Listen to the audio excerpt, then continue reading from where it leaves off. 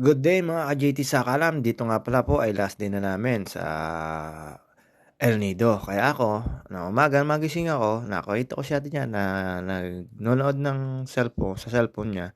Naisipan ko mag-walking-walking muna dito sa El Nido at hanapin ko ang Lihim Resort. At ayan, dire-diretso at syempre papakita mo na ang JT Sakalam para ang bida, laging pakityan. Laki-laki ko na sa panayang kain namin diyan ni Bayo Dahod at ni Ate Monet, ni Paring Aris. At ayan, ang ginagawa ko lang po diyan ay mag-walking para magpapawis din, para puntahan ang Lihim Resort. Ayun ang sinasabi ko na ang sarap sa dagat mag-walking-walking. Hindi ako pawisan diyan kasi medyo malakas ang hangin. At siyempre po kailangan mo sulitin ang araw mo diyan, ayan low tide, pinakita ko po sa inyo yung mga formation ng mga mountain diyan, mga rock formation. Napakaganda po niyan lalo kung nandiyan kayo, akala niyo lang ay medyo malayo pero tanaw na tanaw ho 'yan. Hindi niyo lang puwede puntahan kasi nasa gitna ng dagat yung island na 'yan. 'Yan yung mga pinupuntahan ng mga nagtu-tour. Ulitin ko po, sa El Nido merong Tour A, Tour B, Tour C, Tour D. Yun po ay babayaran niyo po yun. Depende po sa tour na gusto niyo. At 'pag malakas ho ang alon, hindi ho masyado napupuntahan lahat yung nakalagay sa tour. Kami Tour A nga pala ang pinag-ano namin diyan hanggang sa ano kami sa Big Lagoon, yun napakaganda nun. Hindi lang ho kami nakarekila ng Tayak kasi maaga kami para masolo namin yung lagoon. Yung may-ari ng Tayak na Crystal hindi namin na renta kasi wala pa. At ayan, nakita ko po si Dog na napakabait. Kinausap ko po yan pero chu lang po ang sinabi ko. Pero napakabait po niya yan. Nilagyan lang po ng color yan. Si Pulgoso. Hindi, joke lang po. Hindi siya si Pulgoso. Nalimutan ko yung pangalan niya. After ko po makipaglaro sa dog, ayan po siyempre mekos-mekos na lang po muna at binabaybay ko po yung dagat na yan.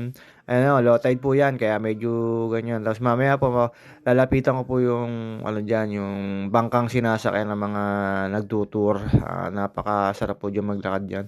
Na isang oras yung nilakad ko simula sa may pinag-i-stayan namin hanggang diyan sa Lihim Resort. At ayan, siyempre, ang dami hundog diyan pero mababait naman, wag niyo na lang bubugawin or babatuhin, hindi naman ho kayo kaagatin. At ayan, lalapitan ko po yan diyan, yung sakati na bangka na yan. Kasi kaya inabot ng kate, kasi nag-low tide, ganyan pala ang low tide. Pero doon sa pinag-i-stayan namin, wala naman ho kasing masyadong ganyang rocks, medyo mapino yung pagka-beach niya kaya puwedeng sumakay do'n, medyo malalim pa. Tsaka tingin ko 'yun ang sentro na sa may amin do'n at ayan nilapitan ko na po yung bangka. Siyempre para tignan na gaano ba kalaki talaga, napakalaki ho pala talaga niyan pagka nasa dagat, medyo maliit. Pero siyempre, ang JT Sakalam tsismoso, marites, kaya pinuntahan ko, ayan. Nakarating po ako diyan 'pag high tide daw hindi ko malulusong 'yan kasi malalim 'yan. At ayan. Last day na po namin dito kaya susulitin ko na, naglakad-lakad nga po ako diyan, nagpapawis, tapos nakita ko mga foreigner, mababait naman 'pag nakasalubong mo magsasabi sa'yo ng good morning, how are you? Sabi ko, I'm fine, good. Uy, uy, nag-i-English si JT, ayan magpapakita naman po pala si JT Sakalam at ayan nilalakad ko po 'yan. Pero kung high tide po hindi ako puwedeng makapunta diyan na sobrang lalim niyan. Ano yung sinasabi ko, malayo ka na pero ayan ano pa rin, yung white sand pa rin napakasarap lakadan.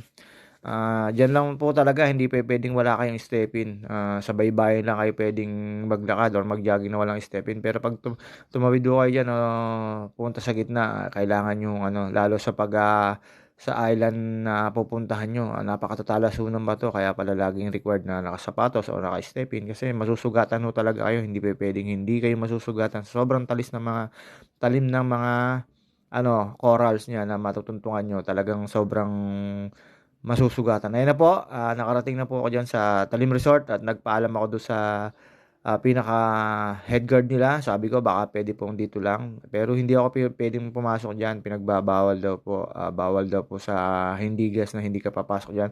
At ayan ho yung Lihim Resort na merong swimming pool. Pagkatapos ko po diyan mag-video ng konti, picture-picture, bumalik na po ako, sa aking paglalakad. Siyempre nakita ko po 'to kanina nung bago pa ako pumunta, tunduin na 'to. Sabi ko experience-in ko 'to. Kaya ayan, ang JT Sakalam naging batang isip, Hello, hello, naglalaro lang po. Joke lang po. At hanggang dito na lang po at ako'y babalik na sa aming pinag-i-stayan mga ka-JT Sakalam at ayan po, ugoy-ugoy lang po kami diyan. Ako pala hindi na po ako nagpaano diyan kaya natutuwa po ako kasi nakikita ko sa TikTok 'yan. Kaya na-experience ko lang po diyan sa El Nido. Napakasarap po diyan sa El Nido, suwabe.